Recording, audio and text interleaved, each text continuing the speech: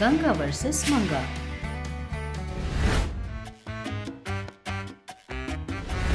एक दिन चंद्रकांतम कुर्सी पे बैठकर कुछ सोच रही है और पेपर पर गणना कर रही है। अरे ये क्या है? इतना क्यों सोच रही हो? गन्ना भी कर रही हो? अरे सासू माँ, बात ये है कि मैं जल्द ही बहुत बड़ा बिजनेस करने वाली हूँ। जाहिर है बहुत सारे पैसे कमाऊंगी, तो हर एक साल कुछ न कुछ ट्रिप पे तो जाना ही पड़ेगा ना सासू माँ। इसीलिए उस ट्रिप को कितना खर्चा होगा अभी से गणना कर रही हूँ। अच्छा, खाने के लिए एक भी दाना नहीं है पर मूंछों के लिए संपांगी का तेल चाहिए, ऐसी है तुम्हारी बात। खैर, तुम पैसों के लिए इतनी पागल क्यों हो? जब देखो बिजनेस करूंगी, पैसा कमाऊंगी बोलती रहती हो। ठीक है, अगर तुम करोगी भी तो ठीक से कहाँ करोगी? ऐसा कहकर वो क्लास देना शुरू करती है। वो सुनकर ठीक है सासू माँ, ठीक है, आप भी मुझे ही दोषी कहिए। मैं कुछ न कुछ काम करके 4 पत्तर कमाने के लिए कोशिश कर रही हूँ। ऐसी रोने की एक्टिंग शुरू करती है। 4 पत्थर कमाना क्यों? एक बड़ा पत्थर सर पर डालो, ठीक हो जाएगा। ये सुनकर चंद्रकांतम मुझसे कोई प्यार नहीं करता इस घर में, मुझे कोई सपोर्ट भी नहीं करता। बस कर तुम्हारा फेक रोना। एक्टिंग में भी महानटी को क्रॉस कर रही हो। अगर तुम ठीक से बिजनेस करना चाहती हो तो कौन तुझे सपोर्ट नहीं करेगा, बोलो? अब बात ऐसी है तो मैं अच्छे से बिजनेस करती हूँ, आप मुझे सपोर्ट करते रहोगे ना? ऐसा पूछते हैं तब सूर्यकांतम तुम ठीक से करना चाहती हो तो मैं क्यों ना बोलूंगी? तो हम दोनों मिलकर पिज्जा बना के बेचने का बिजनेस करें क्या सासू माँ? आपका तो इस शहर में बहुत अच्छा नाम है, इसलिए बहुत लोग आकर खाएंगे भी। ऐसे हम 4 पत्थर पीछे डाल सकते हैं। ठीक है, करते हैं, पर अब ऐसी ही कुछ गड़बड़ किया तुमने तब होगी तुम्हारी शादी। हाँ ठीक है सासू माँ।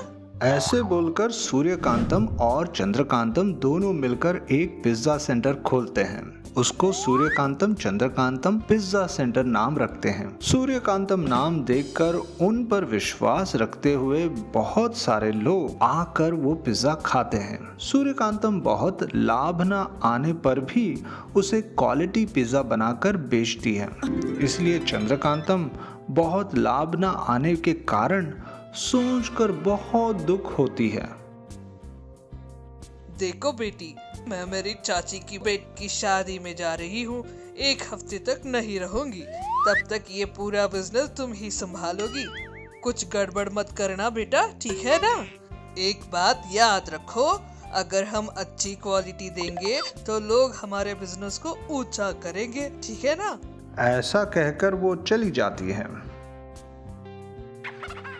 हाय राम, 1 हफ्ता भर सासू माँ इस शहर में रहेगी ही नहीं। इस पूरे हफ्ते में बहुत सारे पैसा कमाना पड़ेगा मुझे। ऐसा सोचकर चीप क्वालिटी पिज्जा बनाकर बेचना शुरू करती है। तब से वो पिज्जा खाने के बाद सब लोगों को उल्टियां महसूस होने लगती हैं। इस तरह लोगों का विश्वास उस पिज्जे से उठ जाता है। अगले दिन एक कस्टमर भी पिज्जा लेने के लिए नहीं आता। चंद्रकांतम दुखी होकर ऐसा सोचने लगती है, ये क्या है? सासू माँ के आने से पहले बहुत सारा पैसा कमाने का सोच लिया था मैंने, पर 1 हफ्ते से एक भी कस्टमर नहीं आया। बहुत बड़ा बुरा काम किया है मैंने। ऐसा सोचकर दुखी हो रही होती है। क्या है, क्या बात है, क्यों इतने दुखी हो? कुछ करने के लिए नहीं तो चंद्रकांतम सूर्यकांतम को सारी बातें बोलती है। मैंने तुम्हें पहले भी बताया था कि कोई गड़बड़ नहीं करना, पर तुम्हारी लालच की वजह से आज पूरा काम बेकार हो गया। सॉरी सासू माँ, प्लीज सासू माँ, कुछ तो करो। उसे देखकर सूर्यकांतम कुछ करने के लिए नहीं बचा तो अगले दिन से क्वालिटी सामान से पिज्जा बनाना शुरू करती है। उस पिज्जे का स्वाद बहुत ही अच्छा आने लगता है तो सूर्यकांतम उसकी शक्ति से स्वाद सभी के घर के पास रहने वालों को बेचना शुरू करती है। बस सभी लोग फिर से सूर्यकांतम चंद्रकांतम पिज्जा सेंटर पर आकर पिज्जा खाना शुरू करते हैं। समझ में नहीं आ रहा।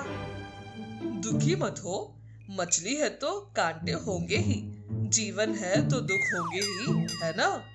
कहते हुए उसे दिलासा देती है, जो सुनकर रंगम्मा रोते हुए बोलती है, कैसे रोकूं अपने आप को? शायद उसकी शादी देखे बिना ही मैं मर जाऊंगी। बोलती हुई दुखी हो रही थी, जो सुनकर सूर्यकांतम, बस करो, ये कैसी बातें हैं? इतनी छोटी सी बात पर इतनी बड़ी बड़ी बातें किस लिए? रुको, मैं अभी आती हूँ।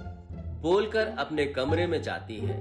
जाकर अपने बॉक्स में से एक मैजिकल हेयर क्लिप लेकर आती है और रंगम्मा को दिखाते हुए बोलती है, ये देखो रंगम्मा, ये मैजिकल क्लिप है। इसे लगाने से इसके बाल भरे भरे दिखाई देंगे और चाहे तो इस मैजिकल हेयर क्लिप से तरह तरह की हेयर स्टाइल्स भी बना सकती हो। बोलकर वो हेयर क्लिप देती है, जो देखकर रंगम्मा बहुत खुश हो जाती है और सूर्यकांतम से बोलती है, तुम्हारी मदद इस जन्म में नहीं भूल पाऊंगी, थैंक यू। अरे बस करो, किसी बाहर वालों की मदद की है क्या मैंने? कहती है, जो सुनकर रंगम्मा बहुत खुश हो जाती है।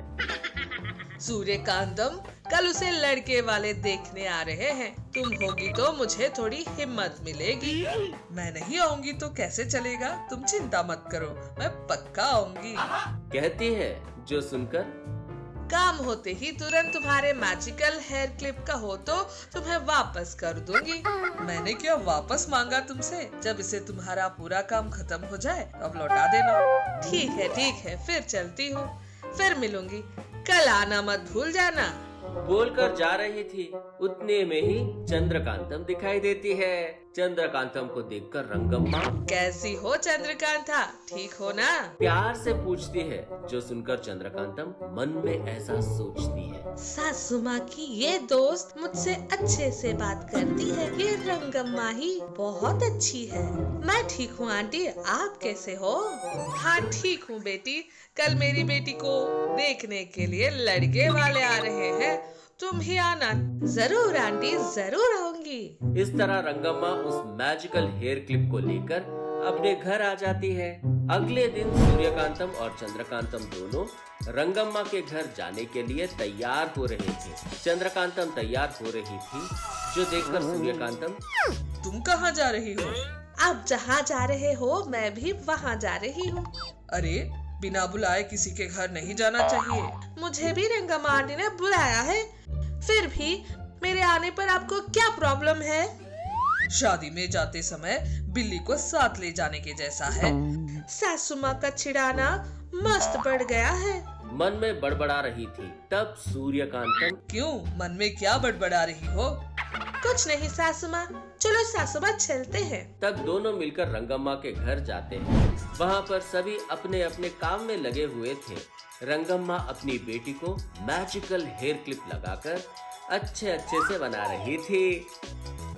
ये हेयर स्टाइल अच्छा है माँ, यही रहने देते हैं। ठीक है बेटी, तुम्हारी मर्जी। सच में ही जैसे सूर्यकांतम ने जैसा कहा था वैसे ही इस मैजिकल हेयर क्लिप के लगाने पर तुम्हारे बाल घने दिखाई दे रहे हैं। कहती है, जो सुनकर रंगम्मा की बेटी कहती है, सूर्यकांतम आंटी बहुत अच्छी है। मैं कपड़े बदल कर आने के बाद ये क्लिप लगाकर तैयार होंगी।